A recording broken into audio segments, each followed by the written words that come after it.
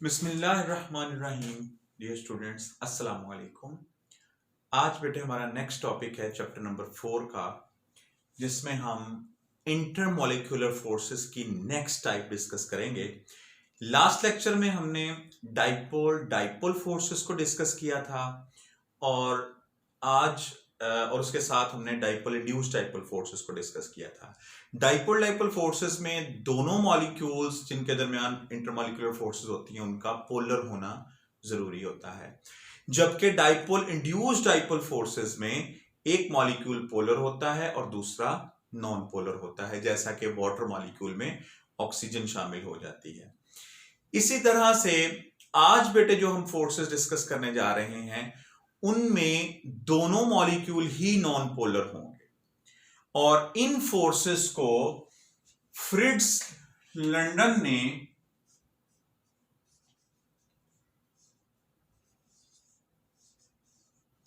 Fritz London ने 1930 में discover किया था, और इसीलिए इन फोर्सेस को बेटे हम लंदन डिस्पर्शन फोर्सेस भी कह देते हैं।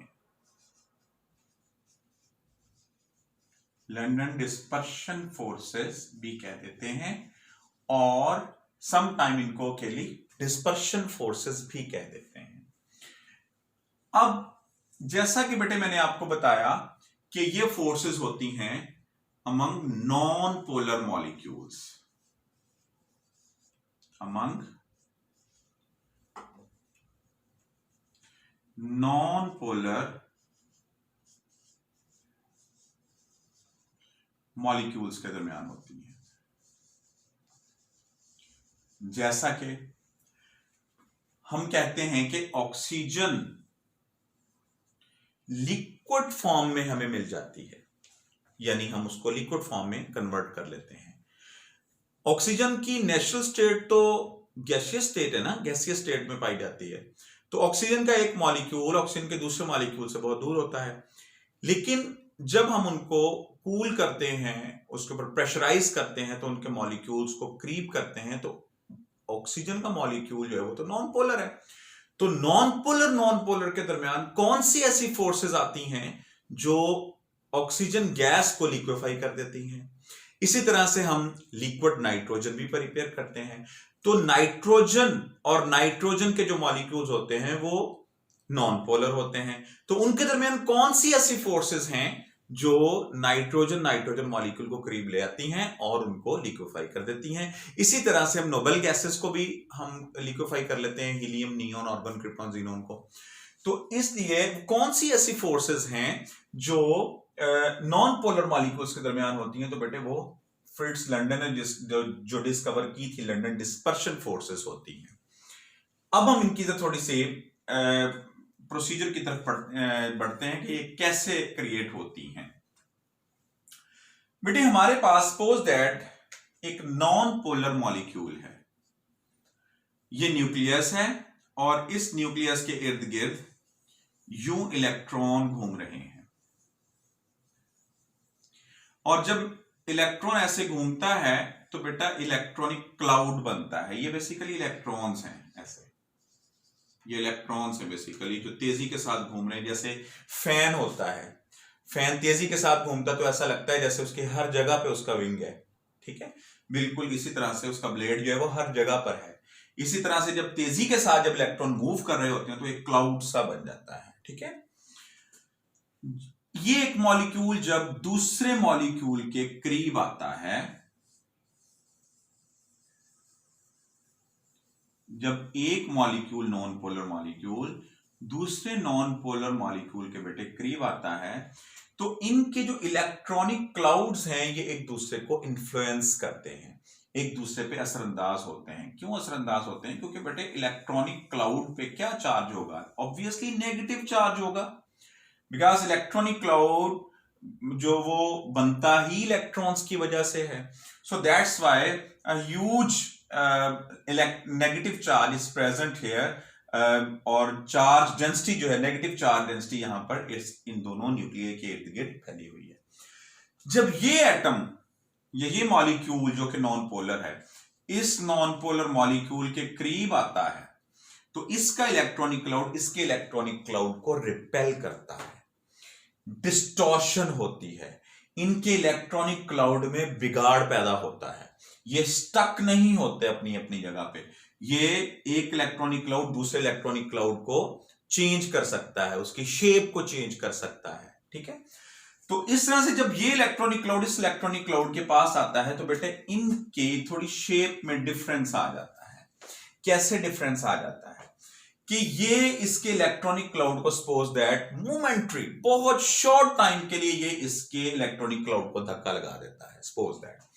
अब इसका इलेक्ट्रॉनिक क्लाउड एक तरफ चला जाएगा, इसका भी, तो हमारे पास क्या बनेगा, ये पॉजिटिव एक तरफ रह गया और इसके इलेक्ट्रॉनिक क्लाउड ने इसके इलेक्ट्रॉनिक क्लाउड को धक्का लगाया, पॉजिटिव एक तरफ रह गया ऐसे और नेगेटिव इलेक्ट्रॉनिक क्लाउड एक तरफ चला गया बहुत शॉर्ट टाइम के लिए, मोमेंटरी। जब इलेक्ट्रॉनिक क्लाउड एक तरफ चला गया तो उसके ऊपर आ गया नेगेटिव चार्ज। जाहिर बात है इलेक्ट्रॉनिक क्लाउड पे नेगेटिव चार्ज होता है तो नेगेटिव चार्ज सारा एक तरफ हो गया, न्यूक्लियस अपनी जगह पे ही रहा। ऐसे बेटे जो डाइपोल बने, दो पोल बन गए ना, डाइपोल बन गया ये, इसे कहते हैं इंस्टेंटेनियस डाइपोल, लम्हाती तौर पर, वक्ती तौर पर, शॉर्ट टाइम के लिए। तो इसे कहेंगे बेटे हम इंस्टेंटेनियस डाइपोल, इंस्टेंटेनियस डाइपोल। अब जैसे ही ये नेगेटिव ने इसको धक्का लगाया तो इसका इलेक्ट्रॉनिक क्लाउड भी एक तरफ चला गया। जब इसका इलेक्ट्रॉनिक क्लाउड एक तरफ चला गया तो इसका न्यूक्लियस जो है वो इसकी तरफ थोड़ा सा अट्रैक्ट हो गया, तो इधर भी यही बन जाएगा सीन कि इसका इलेक्ट्रॉनिक क्लाउड भी, दूसरे मॉलिक्यूल का भी इलेक्ट्रॉनिक क्लाउड एक तरफ चला गया। तो इसकी इंस्टेंटेनियस डाइपोल की वजह से इसमें भी पोलैरिटी इंड्यूस हो गई ना, तो इसे कहेंगे इंड्यूस्ड डाइपोल। बेटे जब ये इंस्टेंटेनियस डाइपोल और इंड्यूस्ड डाइपोल बन गए तो इस इंस्टेंटेनियस डाइपोल का नेगेटिव एंड इस इंड्यूस्ड डाइपोल के पॉजिटिव एंड को अट्रैक्ट करेगा। तो इस तरह से इनके दरमियान एक मॉलिक्यूल और दूसरे मॉलिक्यूल के दरमियान एक फोर्स क्रिएट हो गई। इसे हम कहेंगे instantaneous dipole induced dipole forces. इसकी डेफिनेशन करेंगे हम कहेंगे कि the forces of attraction which exist among non polar molecules in such a way that the negative end of instantaneous dipole attract the positive end of the induced dipole. So these forces are called instantaneous dipole, induced dipole forces. बड़ा easily बेटे अब इसको understand कर सकते हैं। अब ये forces कहां होती हैं? ये फोर्सेस बेटे तकरीबन तमाम मॉलिक्यूल्स में होती हैं, हर तरह की मॉलिक्यूल्स में होती हैं, इधर वो पोलर हो या नॉन पोलर हो, क्योंकि इलेक्ट्रॉनिक क्लाउड तो हर जगह पे होता है। लेकिन इनको बहुत प्रोमिनेंटली अगर हम डिस्कस करना चाहें, बहुत प्रोमिनेंटली इनको देखना चाहें, तो फिर बेटे ये हमें नॉन पोलर मॉलिक्यूल्स में ही मिलती हैं। जैसे मैंने आपको बताया ऑक्सीजन ऑक्सीजन में, नाइट्रोजन नाइट्रोजन में, helium helium, neon neon, organ organ. तो इस तरह से इन मॉलिक्यूल्स में जो बेटे हमें ऐसी फोर्सेस जो नॉन पोलर मॉलिक्यूल्स में मिलती हैं बेटे उन्हें हम कहते हैं इंस्टेंटेनियस डाइपोल और इंड्यूस्ड डाइपोल फोर्सेस, राइट। अब बेटे हम इन फोर्सेस पे कौन कौन से ऐसे फैक्टर्स हैं जो इन फोर्सेस को इफेक्ट करते हैं, हम बेटे उनकी तरफ आते हैं जी। अब बेटे हम इस पे बात करेंगे factor affecting the London dispersion forces.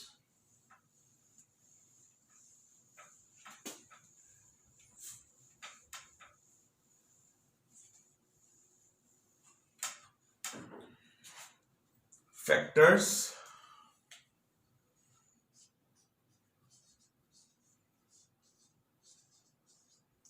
affecting the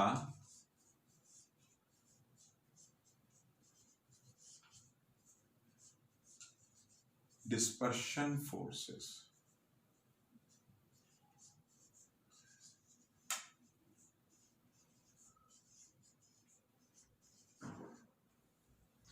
कौन कौन से ऐसे फैक्टर्स हैं लंदन डिस्पर्शन फोर्सेस पे असरअंदाज होते हैं? तो बेटा फर्स्ट ऑफ ऑल हम देखते हैं कि ये फोर्सेस क्यों क्रिएट हुई थी। ये फोर्सेस इलेक्ट्रॉनिक क्लाउड की डिस्टॉर्शन की वजह से क्रिएट हुई थी, यानी इलेक्ट्रॉनिक क्लाउड में बिगाड़ पैदा हुआ था तो क्रिएट हुई थी। अगर इलेक्ट्रॉनिक क्लाउड में बिगाड़ पैदा ना होता, उनमें डिस्पर्शन ना होती, तो ये फोर्सेस कभी भी क्रिएट ना होती, क्योंकि इलेक्ट्रॉनिक क्लाउड एक तरफ ना जाता, मॉलिक्यूल में इंस्टेंटेनियस डाइपोल या इंड्यूस्ड डाइपोल क्रिएट ही ना होता, तो ऑब्वियसली ये ना बनती। तो इसका मतलब है, एक चीज तो पक्की बात है कि इलेक्ट्रॉनिक क्लाउड की डिस्पर्शन या डिस्टॉर्शन की वजह से ये फोर्सेस क्रिएट होती हैं। तो इसका फिर मतलब ये हुआ कि अगर डिस्टॉर्शन या डिस्पर्शन इजी हो जाए, अगर किसी तरीके से उनका बिगाड़ पैदा जो होता है इलेक्ट्रॉनिक क्लाउड में वो इजी हो जाए, तो डेफिनेटली ये फोर्सेस भी ज्यादा प्रोमिनेंट हो जाएंगी। तो इसका मतलब फिर ये हुआ कि साइज ऑफ द मॉलिक्यूल बहुत इफेक्ट करता है कि मॉलिक्यूल का साइज कैसा है, साइज कितना है। ग्रेटर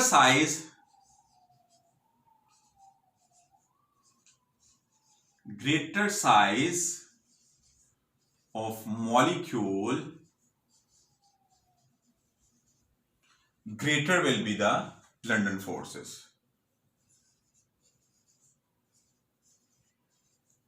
Greater या larger will be the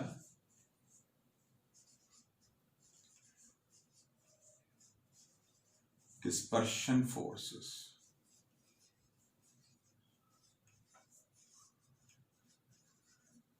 बड़ा इजीली अगर आप लिखना चाहें तो ऐसे भी लिख सकते हैं कि डिस्पर्शन फोर्सेस डायरेक्टली प्रोपोर्शनल है साइज ऑफ मॉलिक्यूल पे। मॉलिक्यूल का साइज इंक्रीज करेगा, डिस्पर्शन फोर्सेस भी इंक्रीज हो जाएंगी। उसके बाद जी आगे हम चलते हैं, जरा इसकी एग्जांपल्स देखते हैं कि कैसे ये साइज इंपैक्ट करता है। देखिए बेटे, अगर हम देखें फ्लोरीन की तरफ, अगर हेलोजन का ग्रुप देखें तो फ्लोरीन, फिर उसके बाद आती है क्लोरीन, फिर ब्रोमीन और फिर आयोडीन।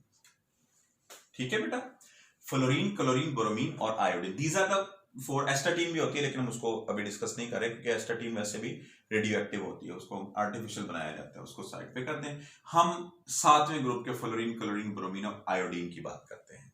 ये एलिमेंट्स होते हैं सातवें ग्रुप में, डायटोमिक फॉर्म में होते हैं, F2Cl2 Br2 I2।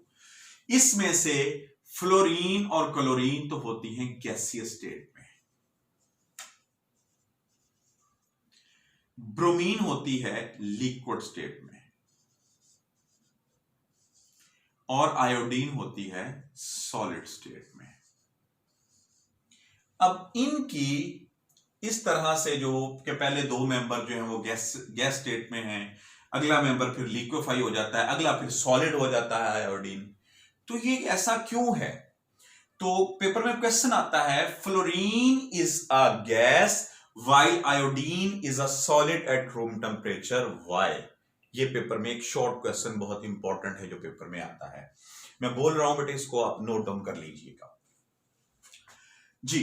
Fluorine, chlorine, bromine और iodine, that fluorine and chlorine are gases at room temperature. You can say fluorine is gas at room temperature while iodine is solid at room temperature. Why? इस तरह आपसे question पूछा जाएगा।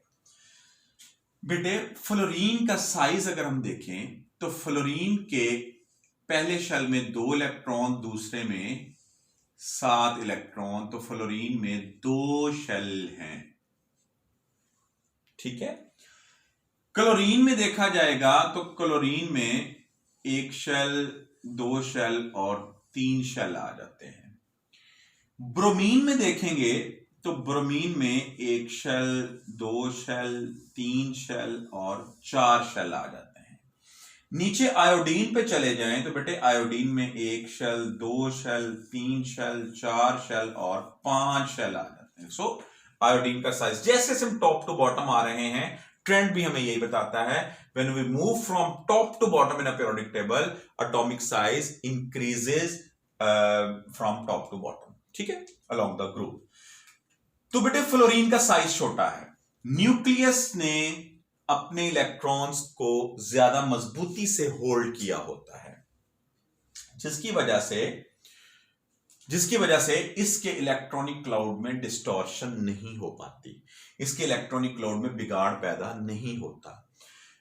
Chlorine में उसका ज्यादा बड़ा साइज है, ब्रोमीन में यह साइज बहुत बड़ा हो जाता है। ब्रोमीन का जो बिगर साइज है वो, उसमें 4 शेल आ गए ब्रोमीन में, और 4 शेल के ऊपर न्यूक्लियस की फोर्स ऑफ अट्रैक्शन फ्लोरीन के मुकाबले में बहुत कम हो गई, आयोडीन पे और कम हो गई। तो जैसे जैसे हम टॉप टू बॉटम आ रहे हैं, एटॉमिक साइज इंक्रीज हो रहा है। जब एटॉमिक साइज इंक्रीज होता है, न्यूक्लियस की फोर्स ऑफ अट्रैक्शन अपने इलेक्ट्रॉन्स पे कम होती रहती है, और जब कम होती रहती है तो इलेक्ट्रॉनिक क्लाउड थोड़ा ढीला होता रहता है, ढीला ढाला हो जाता है, थोड़ा लूज हो जाता है। और उसके लूज होने की वजह से जब कोई नेबरिंग मॉलिक्यूल उसके पास आता है और उस पर इंपैक्ट करता है उसका इलेक्ट्रॉनिक क्लाउड, तो उसके इलेक्ट्रॉनिक क्लाउड में बिगाड़ ज्यादा आसानी से पैदा हो जाता है। जितनी आसानी से बिगाड़ पैदा हो जाएगा, उतनी ही आसानी से लंडन डिस्पर्शन फोर्सेस पैदा हो जाएंगी। क्यों? क्योंकि उतनी ही आसानी से इंस्टेंटेनियस डाइपोल, इंड्यूस्ड डाइपोल बन जाएंगे। इसकी एक एग्जांपल जो आपकी बड़ी कॉमन लाइफ में, हम एक एग्जांपल लेते हैं, बेलून ले लेना, बड़ा बेलून जो होता है, उसको अगर हम फुला लें, बड़ा कर लें, और उसको उसकी जो नोज होती है या उसकी वो टूटी सी होती है जहां से हमने उसको हवा भरी होती है, टूटी सी, उसमें वहां से उसको पकड़ लें, उसको थोड़ा सा फूंक मारें, ऐसे करें, तो वो डेफिनेटली यूं करेगा, वेव करेगा वो ऐसे, ठीक है। अब अगर हम उसको फाड़ लें, उसको प्रिक करें, उसमें अंदर सुई प्रिक करें उसके अंदर, तो वो फट जाएगा। फिर हम क्या करते हैं कि वो थोड़ी सी चूसनी सी बनाते हैं, ठीक है ना, वो बच्चे आमतौर पर जो बनाते हैं, ठीक है, तो वो चूसनी से बना ली हमने, वो चूसनी अब छोटी सी बन गई। अब उसको फूंक मारेंगे तो वो बिल्कुल हिलेगी भी नहीं, ठीक है, यानी वो छोटी हो गई, साइज में छोटी हो गई। तो जब साइज में छोटी होगी तो वो हिलेगी भी नहीं, जब हिलेगी नहीं तो उसमें डिस्टॉर्शन भी नहीं होगी। तो जो बड़ा बैलून था उसको थोड़ी सी फूंक मारते थे तो वो वेविंग करता था ऐसे। तो इस तरह से बेटा, ये एक एग्जाम्पल है, इस तरह से आमतौर पर मैं समझाता हूँ बच्चों को, तो जरा फनी लगती है इसलिए। तो फ्लोरीन का चूंकि साइज छोटा है तो ये छोटी सी चूसनी है, इसको फूंक मारेंगे, इसके इलेक्ट्रॉनिक क्लाउड पे कोई इतना असर नहीं होगा। जबकि आयोडीन पे हम फूंक मारेंगे, फर्ज करें आयोडीन का साइज बड़ा है, तो इसके पास जब कोई एटम आएगा तो वो इसमें वेविंग बहुत ज्यादा हो जाएगी, इलेक्ट्रॉनिक क्लाउड में डिस्टॉर्शन ज्यादा हो जाएगी। डिस्टॉर्शन ज्यादा होगी तो पोलराइजेबिलिटी बढ़ जाएगी। ये मैंने एक नया वर्ड यूज कर दिया, पोलराइजेबिलिटी। अब पोलराइजेबिलिटी होती है पोलर बनने की सलाहियत। पोलर बनने की सलाहियत का मतलब है कि किसी मॉलिक्यूल में कितनी सलाहियत है कि उसका इलेक्ट्रॉनिक क्लाउड एक तरफ चला जाए और उसका न्यूक्लियस एक तरफ ही रहे, तो इलेक्ट्रॉनिक क्लाउड लूज होने की वजह से एक तरफ चला जाए तो वो पोलर बन जाए। ये पोलर बनने की सलाहियत जो होती है, क्वांटिटेटिव जो एक्सटेंट होती है किसी भी मॉलिक्यूल की पोलर बनने की, बेटे उसे हम क्या नाम देते हैं? पोलराइजेबिलिटी का। तो जैसे हम टॉप टू बॉटम आते हैं तो पोलराइजेबिलिटी बढ़ती है, आयोडीन टॉप टू बॉटम आए तो आयोडीन की polarisability rather than fluorine is बहुत ज्यादा हो जाती है, is quite large. So that's why iodine goes in solid state or fluorine remains in gaseous state due to less London dispersion forces, while London dispersion forces are very large in iodine molecule due to its bigger size and high polarizability, right? इसी तरह से इसके साथ ही एक और question आता है paper में, वो क्या आता है? आंसर तकरीबन सेम होगा, यानी कि आंसर का सेंस सेम होगा, थोड़ा सा क्वेश्चन डिफरेंट है। दूसरा क्वेश्चन होता है helium, neon, argon, krypton, xenon और रेडॉन। कहते हैं कि when we move from top to bottom in the noble gases group, then boiling point increases. Why? क्यों बॉइलिंग पॉइंट इंक्रीज होता है जब हम टॉप टू बॉटम आते हैं ग्रुप 8 में या 0 ग्रुप में? जब हम टॉप टू बॉटम आते हैं तो बॉइलिंग पॉइंट इंक्रीज होता है। क्या वजह है? तो बेटा सेम आंसर है इसका। Helium is of smaller size, just एक शेल होता है उसके अंदर, इसमें 2 shell, 3 shell, 4 shell, 5 shell, 6 shell, जैसे जैसे टॉप टू बॉटम आते रहते हैं साइज बड़ा होता रहता है बेटे, top to bottom along the group. तो जब साइज बड़ा होता रहेगा तो top to bottom polarizability ज्यादा होती रहेगी। पोलराइज एबिलिटी ज्यादा हो जाएगी तो डेफिनेटली लंडन डिस्पर्शन फोर्सेस भी इंक्रीज हो जाएंगी, यानी डिस्पर्शन के चांसेस ज्यादा हो जाएंगे, डिस्टॉर्शन के चांसेस इलेक्ट्रॉनिक क्लाउड में ज्यादा हो जाएंगे। जो जितने ज्यादा चांसेस हो जाएंगे उतना ही ज्यादा जल्दी से लंडन डिस्पर्शन फोर्सेस उतनी ही ज्यादा स्ट्रांग होती जाएंगी, प्रोमिनेंट होती जाएंगी, ठीक है, पोलराइजेबिलिटी के इंक्रीज होने की वजह से। तो बेटे दूसरा क्वेश्चन ये बन गया कि boiling point of the noble gases increases down the group, why? बहुत इंपॉर्टेंट क्वेश्चन पेपर में आता है।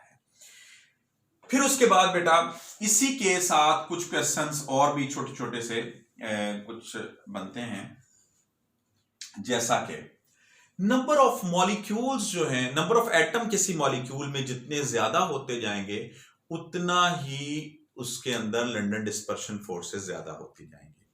फॉर एग्जाम्पल आपने मैट्रिक की केमिस्ट्री में भी पढ़ा होगा कि हम कहते हैं कि CH4 मीथेन गैस होती है, फिर C2H6 इथेन ये भी गैस होती है, फिर C3H8 again this is gaseous state, C4H10 again in gaseous state. ये चारों बेटे गैसियस स्टेट में होती हैं।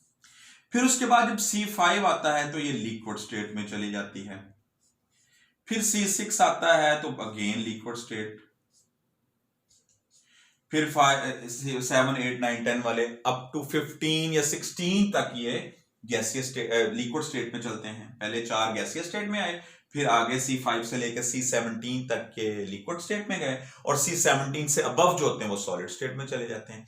इसकी क्या रीजन है बेटे? रीजन इसकी आपकी बुक में जो क्वेश्चन लिखा हुआ ये है, CH4 या C2H6 is a gas while C6H14 is a liquid। ये गैस और ये लिक्विड।